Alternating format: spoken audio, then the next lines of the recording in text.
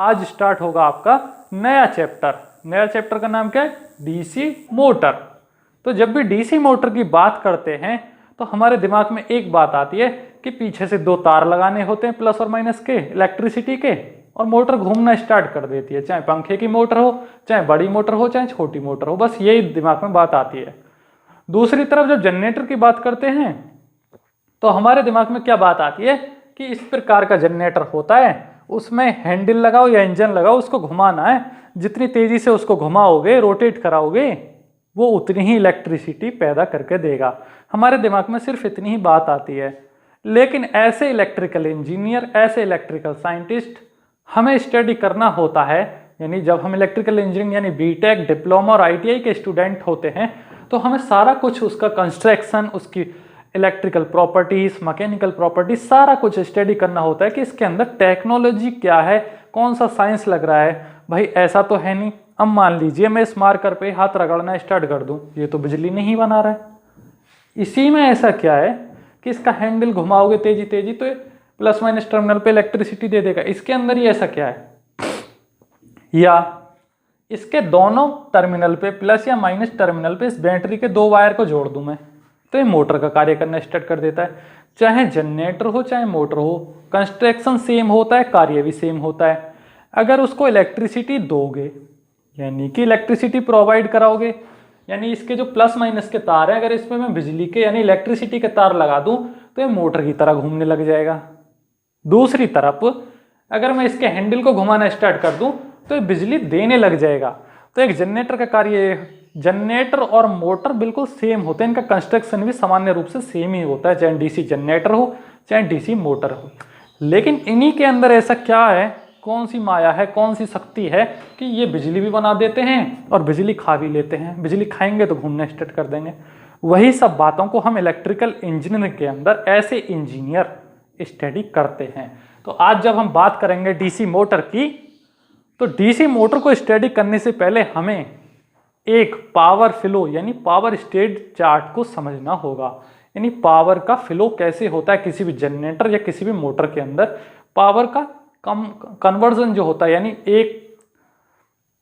यानी एक फॉर्म से दूसरी फॉर्म में पावर का कन्वर्जन कैसे होता है, उन्हीं सब बातों को आज स्टडी करेंगे। तो जब भी हम पावर फ्लो चार्ट, यानी या तो इसको बोलेंगे पावर फ्लो चार्ट या पावर स्टेज चार्ट। स्टेज क्यों बोला? पहली स्टेज, दूसरी स्टेज, तीसरी स्टेज, यानी एनर्जी जो होती है यानी पावर 3 स्टेज में जाके कन्वर्ट होती है किसी भी जनरेटर या किसी भी मोटर के अंदर। ठीक है, तो चाहे वो डीसी जनरेटर की बात हो चाहे मोटर की बात हो, आज हम स्टडी करेंगे। कितने प्रकार की होती है? 3 प्रकार की।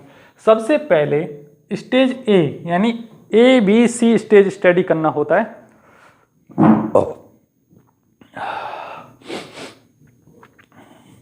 हमें इसमें स्टेज ए, स्टेज बी, स्टेज सी यानी 3 स्टेज के अंदर सारा का सारा स्टडी करना होता है इलेक्ट्रिकल को। ठीक है, पहला होता है आपका स्टेज ए में मैकेनिकल पावर इनपुट।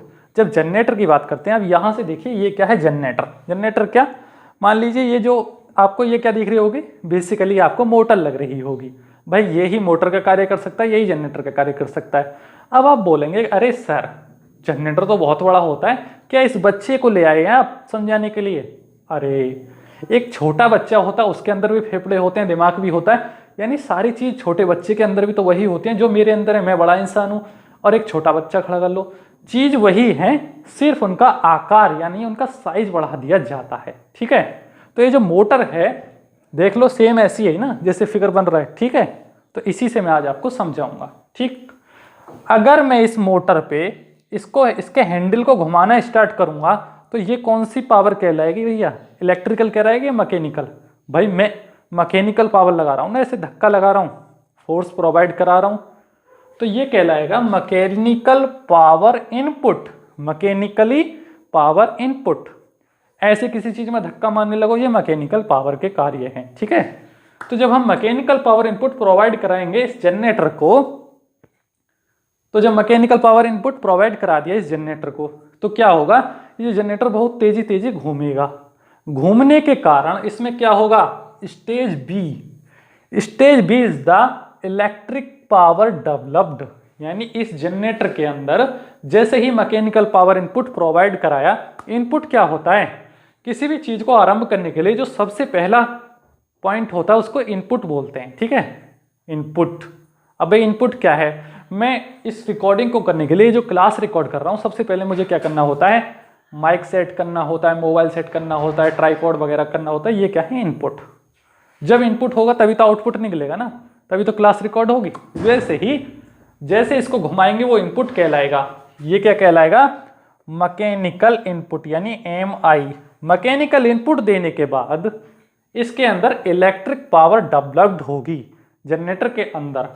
अब इसके अंदर इलेक्ट्रिक पावर डेवलप्ड हो गई, वो हम सभी को पता है आर्मेचर पे होती है, वो हमने अच्छे से स्टडी किया है। उसके बाद ये जो दो टर्मिनल है प्लस का और माइनस का, यहां हमें वोल्टेज मिलेगा। वोल्टेज मिलता ही है बेसिकली। मान लीजिए प्लस और माइनस के तार इस बल्ब में लगा दूं तो ये बल्ब जलने लग जाता है, ये जो बल्ब है जलने लग जाता है जनरेटर से। लेकिन बात यह है कि जनरेटर रोटेट करता होना चाहिए, यानी वर्क डन होना चाहिए जनरेटर के अंदर। जब तक वर्क ही नहीं होगा, जब तक बल्ब कैसे जलेगा। अगर जनरेटर घूम रहा है तभी तो जलाएगा ना। तो तीसरी स्टेज क्या आती है, stage number C, electric power output. तो एक जनरेटर के अंदर भी 3 प्रकार की पावर का कन्वर्जन होता है। पहली मैकेनिकल पावर इनपुट, दूसरी इलेक्ट्रिकल पावर डेवलप्ड और तीसरी इलेक्ट्रिकल पावर आउटपुट। आया बात समझ में, यानी तीनों पॉइंट आपको दिमाग में होने चाहिए मोटर को स्टडी करने से पहले। लेकिन बोलेंगे अब आप कि सर आप तो मोटर को पढ़ाने वाले थे, आपने तो फिर से जनरेटर स्टार्ट कर दिया। 11-12 लेक्चर के मुश्किल से तो जनरेटर खत्म हुआ था, आपने तो फिर से जनरेटर को पढ़ाना स्टार्ट कर दिया। अरे भाई, मैं ये समझाना चाह रहा हूं, अगर इसमें आप इलेक्ट्रिसिटी दोगे, यानी इसके जो टर्मिनल हैं अगर इन पे इलेक्ट्रिसिटी दोगे, मान लीजिए ये क्या है, एक मोटर। अगर मैं इस पे इलेक्ट्रिसिटी के वायर लगाऊंगा तो ये बहुत तेज तेज घूमना स्टार्ट कर देती है। अगर मैं इसकी पुली को घुमाऊंगा बहुत तेज तेज तो इलेक्ट्रिसिटी बनाना स्टार्ट कर देती है। तो अब यहां से देखिए, अगर मैं इस स्टेज को ऊपर से नीचे की तरफ पढ़ता हूं, यानी ABC करके, तो ये बात करती है जनरेटर की। इसी के विपरीत, यानी इसी के अपोजिट होता है सेम, यानी कि क्या होता है, मोटर। मोटर जनरेटर का सही उल्टा यानी अपोजिट होता है मोटर। जो प्रोसेस जनरेटर में होती है अगर उसी प्रोसेस को उल्टा दोहरा दिया जाए तो मोटर बन जाती है, और जो प्रोसेस मोटर में होती है उसको सही अपोजिट दोहरा दिया जाए तो जनरेटर बन जाता है। तो अगर इन तीनों प्रॉपर्टीज को, इन तीनों पॉइंट्स को ABC करके स्टडी करेंगे तो बात होगी जनरेटर की, और इन्हीं तीनों पॉइंट्स को CBA यानी नीचे से ऊपर की तरफ स्टडी करेंगे, CBA, तो बात होगी मोटर की। मोटर में क्या होता है, सबसे पहले इलेक्ट्रिकल पावर आउट इनपुट, यहाँ इनपुट लिख जाएगा, तब मोटर में सबसे पहले इलेक्ट्रिकल इनपुट देना होता है, तब उसमें इलेक्ट्रिकल पावर डेवलप्ड होती है, तब मैकेनिकल पावर आउटपुट निकलता है। सिर्फ चेंज क्या होगा, इनपुट और आउटपुट शब्द का चेंज होगा। इतने तो आप भी समझदार हैं। इलेक्ट्रिसिटी देंगे तो कार्य करेगा, मोटर घूमना स्टार्ट कर देगा।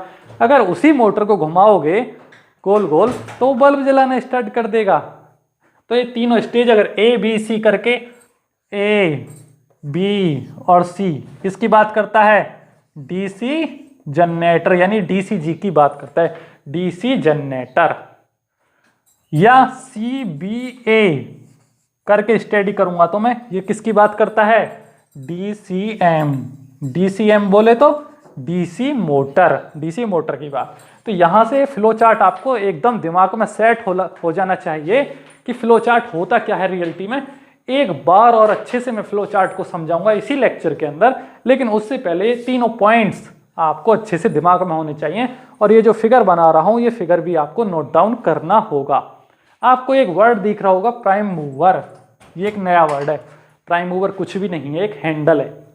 किसी भी मशीन को घुमाने के लिए हैंडल यूज होता है, वैसे ही बड़ी मशीन को घुमाने के लिए एक इंजन का यूज होता है। तो इंजन को ही क्या बोल सकते हैं हम, प्राइम मूवर, घुमाने वाला मूवर। ठीक है, तो इसको नोट डाउन करें और फिर आगे बढ़ते हैं। ठीक,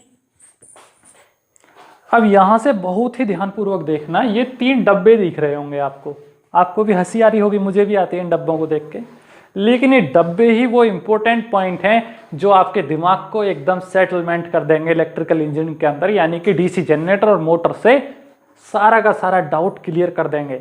ये बेसिक नॉलेज है, बेसिक नॉलेज है जनरेटर और मोटर की। यहाँ देखिए ये क्या है, तीर।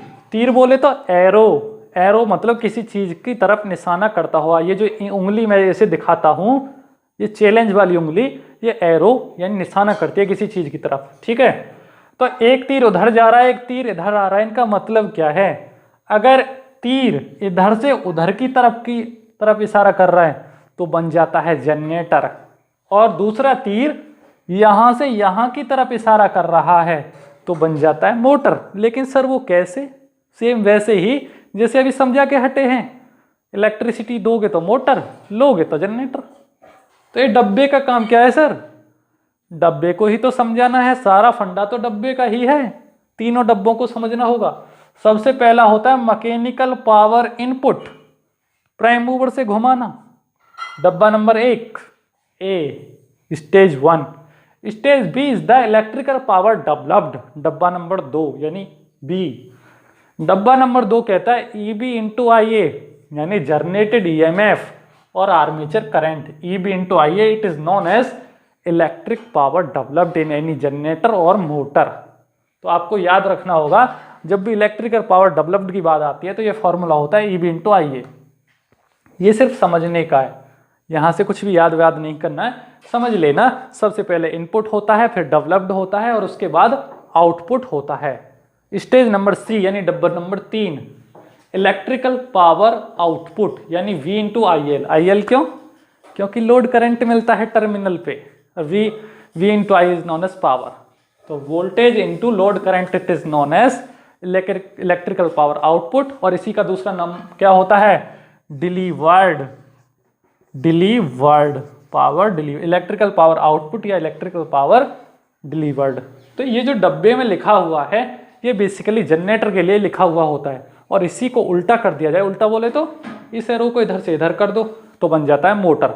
मोटर में क्या प्रोसेस होगी, पहले इलेक्ट्रिकल पावर इनपुट देना होगा, जहां आउटपुट लिखा है यहाँ इनपुट लिख जाएगा मोटर के लिए, V इंटू आई देना होगा। देते ही हैं बेसिकली, किसी मोटर को चलाने के लिए 230 वोल्ट या 440 वोल्टेज देना होता है। आपको भी पता है, मुझे भी पता है, वो लगाने ही होते हैं तार। उसके बाद उसमें पावर डेवलप्ड होगी, उसके बाद आउटपुट मिलेगा। तो यहाँ से आपका एक पॉइंट क्लियर होता है, power flow chart of the DC motor और डीसी जनरेटर। यानी कुछ समझ में आने लगा कि जनरेटर और मोटर का प्रिंसिपल लगभग सामान्य रूप से सेम ही होता है, ठीक है। तो यहाँ से पहला पॉइंट तो आपका क्लियर हुआ। अब समझते हैं उसका कंस्ट्रक्शन, उसके टाइप्स और उसके लॉसेस की बात करते हैं, ठीक है। तो इसको नोट डाउन करिए और फिर आगे बढ़ते हैं, ठीक। अब यहाँ से देखिए आप कंस्ट्रक्शन, टाइप्स एंड लॉसेस। पहला पॉइंट है आपका कंस्ट्रक्शन, दूसरा टाइप्स, तीसरा लॉसेस। कंस्ट्रक्शन क्या सर? यानी कि उसका आर्मेचर कौन से मेटल से बना है, स्टेटर कौन से मेटल से बना है, रोटर और स्टेटर, वाइंडिंग कैसी है, कितने प्रकार की वाइंडिंग्स है, ये हो गया उसका कंस्ट्रक्शन। ब्रूसेस क्या है। दूसरा उसका टाइप्स, कितने प्रकार का होता है, सीरीज है, शंट है, कंपाउंड है, ये हो गए टाइप। तीसरा losses, copper losses, iron losses और मैकेनिकल लॉसेस, वो हम जनरेटर में अच्छे से पढ़ चुके थे। यानी तीनों टाइप्स, ये कंस्ट्रक्शन, टाइप्स एंड लॉसेस, इन तीनों पॉइंट्स को हम डीसी जनरेटर के अंदर बहुत अच्छे से स्टडी कर चुके हैं। तो इनको दोबारा पढ़ने की कोई जरूरत नहीं है, जैसा जनरेटर में था वैसा ही मोटर में होगा। तो वहां से आपको लर्न होना चाहिए कि जनरेटर जितने प्रकार का होता है उतनी प्रकार की डीसी मोटर भी होती है, ठीक है। बात आती है all are same as DC generator, same as DC generator की तरह ही होते हैं। तो यहां से पहला पॉइंट आपका बिल्कुल क्लियर होता है, नो डाउट, ठीक है। नेक्स्ट पॉइंट आता है आपका क्या, a DC machine that convert, एक ऐसी डीसी मशीन जो डीसी पावर को मैकेनिकल पावर में कन्वर्ट कर दे, यानी कन्वर्ट इनटू मैकेनिकल पावर, यानी DC power convert into mechanical power. कैसे कन्वर्ट करेगी? ये जो आपको मोटर दिख रही है, ये क्या है, एक मोटर। अगर मैं इसमें बिजली के तार यानी इलेक्ट्रिसिटी के वायर लगाऊंगा तो ये घूमना स्टार्ट कर देगी, घूमना स्टार्ट कर देगी। तो मैंने क्या लगाया इसमें, इलेक्ट्रिसिटी लगाया। आप बोलेंगे सर इलेक्ट्रिसिटी तो अल्टरनेटिंग करंट होता है ना, डीसी की बात क्यों कर रहे हो। भैया लगाना इसमें क्या होता है, एसी ही होता है, लेकिन इसमें जो है अंदर एक कम्यूटेटर लगा होता है, कम्यूटेटर लगा होता है। ये लगा, ये कॉपर का ये लग रहा कम्यूटेटर। आपने आर्मेचर पे देखा होगा, आर्मेचर पे आपने कम्यूटेटर देखा होगा। दोगे तो आप एसी ही बाहर से, अंदर ये जो कम्यूटेटर है उसको डीसी में कन्वर्ट करके यूज करता है, इसीलिए इसको डीसी मशीन बोलते हैं। इलेक्ट्रिसिटी दोगे वो उसको डीसी में कन्वर्ट करेगा, तब यूज करेगा, उसके बाद मैकेनिकल पावर बनेगी, यानी मैकेनिकल मतलब घूमना स्टार्ट कर देगी। तो उसी मशीन को क्या बोला जाता है, डीसी मोटर। अब आपको ये भी समझ में आया होगा, मोटर तो होती है, मोटर का कार्य भी समझ में आ गया, लेकिन डीसी क्यों बोला जाता है, इसलिए बोला जाता है क्योंकि इसमें एक कम्यूटेटर लगा होता है। कम्यूटेटर का कार्य होता है एसी को डीसी में कन्वर्ट करना। अच्छा सर जनरेटर में क्या था, ये डीसी पैदा करता है अंदर और इसका कम्यूटेटर कन्वर्ट करके उसको बाहर एसी फेंक देता है। तो commutator is a mechanical rectifier that convert DC into AC और एसी इंटू डीसी। जनरेटर और मोटर के अंदर हमेशा डीसी ही होगी, लेकिन बाहर उसके एसी होती है। समझे बात, ये होता है कम्यूटेटर का कार्य। ये मत समझ जाना कि अगर इसमें डीसी शब्द जोड़ा है तो ये जनरेटर डीसी करंट देता होगा, ना, ये एसी करंट ही देता है, क्योंकि इसमें कम्यूटेटर है। पैदा डीसी करता है लेकिन देता एसी है, वैसे ही खाता भी डीसी है, लेता एसी है, कम्यूटेटर चेंज करके उसको खाना उसका डीसी में कन्वर्ट कर देता है। ठीक, तो यहां से आपका मोटर वाले पॉइंट क्लियर होते हैं। अब बात करते हैं कि ये जो मोटर होती है ये कौन से प्रिंसिपल पे कार्य करती है।